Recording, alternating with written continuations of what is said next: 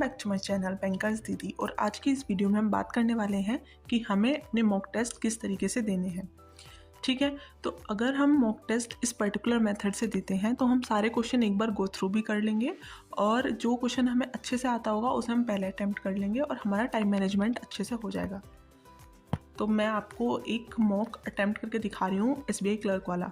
सबसे पहले देखो, जैसे ये इंग्लिश लैंग्वेज का ये वाला क्वेश्चन आया है, ये देखो बहुत छोटा सा क्वेश्चन है और ये है वर्ड रीअरेंजमेंट का। ठीक है, तो ये बहुत इजीली हो जाएगा। तो इसे हम फर्स्ट गो में करेंगे, ये वाला क्वेश्चन फर्स्ट गो में करेंगे, ये वाला क्वेश्चन फर्स्ट गो में करेंगे। ये देखो, ये सारे क्वेश्चन डुएबल है, हम इनको फर्स्ट गो में कर देंगे। जब आया हमारा आरसी हमें सबसे लास्ट में करना होता है एग्ज़ाम में, तो इसे हम एग्ज़ाम में भी मार्क फॉर नेक्स्ट करेंगे और जितने भी बाकी के क्वेश्चन हैं बिना देखे स्किप कर देंगे। उसके बाद अब जैसे फिलअप वाला क्वेश्चन आया, ये हम पढ़ के डायरेक्टली सॉल्व कर सकते हैं, तो इसलिए हम इसे यहीं की यहीं सॉल्व कर देंगे, इसको भी, इसे भी।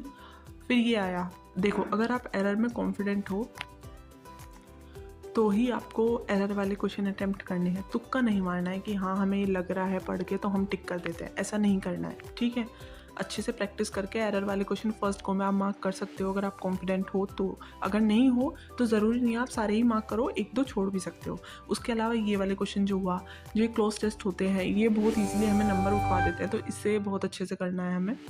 फर्स्ट गो में इसे भी हम कर सकते हैं। फिर ये वाले जो क्वेश्चन आते हैं इन्हें हम सेकंड लास्ट में भी प्रायोरिटी दे सकते हैं और डायरेक्ट चलते चलते भी हम इनको कर सकते हैं। ठीक है, ये हो गया। और फिर जब हमारा ये पूरा ऐसे कवर हो जाएगा उसके बाद हम वापस जाएंगे साइड से वो करके और हम वापस उसी क्वेश्चन पे हो जाएंगे और फिर जाके हम आरसी सॉल्व कर लेंगे। ठीक है, मुझे ये यहाँ से करना है तो अब मैं सबमिट सेक्शन कर देती हूँ। ठीक है, अब जो न्यूमेरिकल एबिलिटी आई, ठीक है, हमें क्वेश्चन दिखा, वन लाइनर है, पहले गो में कर दो। ठीक है, ये वाला सब फर्स्ट गो में कर दो। उसके बाद ये जो आई अर्थमेटिक, ये हमें लास्ट में करनी होती है, इसे हम फर्स्ट गो में नहीं करेंगे। लेकिन फिर भी अगर आपको एकदम हल्का सा क्वेश्चन पढ़ा और ऐसा लग रहा है कि ये फर्स्ट गो में मुझसे हो जाएगा, ये वाला क्वेश्चन मैंने करा हुआ है, इसका मेथड मुझे आता है, तो आप कर सकते हो। ठीक है, फिर उसके बाद हम डी को हम पहले गो में नहीं करेंगे, इसे मार्क फॉर नेक्स्ट करेंगे और इसके सारे क्वेश्चन स्किप कर देंगे। उसके बाद फिर अर्थमेटिक आई, स्किप कर देंगे। ठीक है, फिर इस तरीके के जो वन लाइनर आए, सिंप्लीफिकेशन वाले क्वेश्चन आए, इनको हम उठा लेंगे। इनको करने के बाद जब ये सारे क्वेश्चन हमारे हो जाएंगे वन लाइनर, देखो कितने अच्छे अच्छे क्वेश्चन है बीच में जो हमें एक्चुअल में स्कोर कराते हैं। और अगर हम पहले ही करने बैठ गए या अर्थमेटिक करने बैठ गए तो ये छूट जाएंगे। अब ये फिर से अर्थमेटिक, अब आप मूव करोगे ऐसे ही सिलेक्ट करके अपना जो आप मार्क को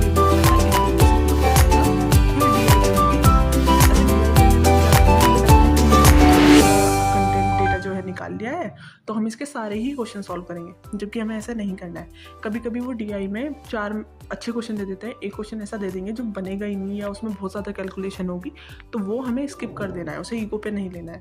उसके अलावा हम वापस से अर्थमेटिक पे चले जाएंगे। ठीक है, उसके बाद हम रीजनिंग पे आते हैं। ठीक है, रीजनिंग में आप ये गलती मत करना कि जो पहले आएगा मैं उसे पहले ही कर दूंगा, पज़ल पहले आई तो मैं पहले कर दूंगा, क्योंकि पज़ल ऐसी होती है एग्ज़ाम टाइम में, मैं इतनी कॉन्फिडेंट रहती हूँ पज़ल में घर पे जब मॉक टेस्ट वगैरह देती हूँ कि मैं फर्स्ट गो में ही सारा कर देती हूँ और मेरा कंप्लीट भी हो जाता है। एग्ज़ाम में क्या होता है हमारे साथ, मेरे साथ इतनी बार ये हुआ है कि जैसे मैं पज़ल पढ़ रही हूँ तो मेरे एक लाइन में पूरी की पूरी छोड़ रही हूँ, वो पढ़ने में ही नहीं आ रही है। ठीक है, और उस वजह से पज़ल भी नहीं बनती। तो कभी कभी ऐसा होता है कि हम पज़ल में फंस जाते हैं, और अगर आप मिसलेनियस पहले नहीं करोगे तो आपको एक प्रेशर क्रिएट हो जाएगा कि आपको कुछ भी नहीं हुआ है। ठीक है, तो इसे भी हम सेम वही वे फॉलो करेंगे, मार्क फॉर रिव्यू करके सारे क्वेश्चन स्किप कर देंगे। फिर दूसरी पज़ल आई, इसे भी ऐसे ही करके हम स्किप कर देंगे। फिर जैसे ये सिलोगिज्म आया, इसे हम फर्स्ट गो में कर लेंगे। फिर ये भी मार्क फॉर रिव्यू करके नेक्स्ट कर देंगे।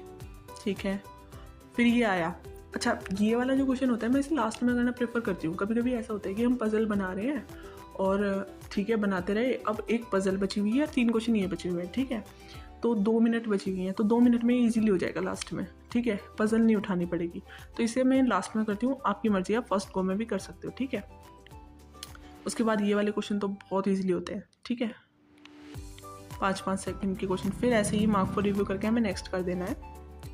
ठीक है, ये वाले क्वेश्चन भी फर्स्ट गो में करने लायक है। पर अगर इसमें भी ये होता है, कभी कभी हम ऐसा लगता है कि फंस जाते हैं। अभी SBI क्लर्क में जिस शिफ्ट में मेरा था उसमें मैं इस क्वेश्चन में फंस गई थी और आंसर मुझे लग रहा था गलत है, क्योंकि मैं बार बार निकाली, मैंने 7-8 बार निकाला और वही आंसर आ रहा है बार बार। तो ऐसा भी होता है, अगर ऐसा हो रहा है तो बिल्कुल स्किप कर दो। फिर ठीक है, लास्ट वाले 5 अब देखा है कि इसके बाद कोई DI नहीं होगी, मतलब कोई भी पजल नहीं होगी, तो हमें यही करना है। अब जो हमने मार्क फॉर रिव्यू और नेक्स्ट करा है वो हमें शो होते हैं साइड में आइकन पे वहाँ पे। तो हमें देखना है, क्यों नहीं रहा, ठीक है, हमें यही देखना है। फिर हम सारी पज़ल को कंपैरिजन करेंगे। हमें देखेंगे कि पज़ल सेलेक्ट करेंगे, खोलेंगे, ओपन करेंगे, उसके बाद देखेंगे कि ये हमारी जो है ये मेरी डुएबल है या डुएबल नहीं है, मैंने इस तरीके की करी हुई है या नहीं करी हुई है। जैसे बहुत सी लोग ब्लड रिलेशन वाली पज़ल में कॉन्फिडेंट नहीं होते, तो उसे नहीं करना है फर्स्ट को में। फिर हम वैसी पज़ल उठाएंगे जो हमारे जो है हम इजीली कर पाते हैं, ठीक है। तो इस तरीके से आपका पूरा पेपर एक तो स्कैन हो जाएगा, क्या क्या है पेपर में पता चल जाएगा, जो आपकी स्ट्रेंथ है आप उस पर वर्क करके अच्छे से पेपर निकाल सकते हो, ठीक है। तो ये प्रीलिम्स में जब आप इस तरीके से एग्ज़ाम अटैम्प्ट करोगे या मॉक टेस्ट अटैम्प्ट करोगे तो आपको अपना स्कोर बेटर नज़र आएगा पहले के कंपैरिजन में। So thank you for watching. और भी कोई भी कमेंट कोई भी डाउट हो तो आप मुझे कमेंट करके पूछ सकते हो।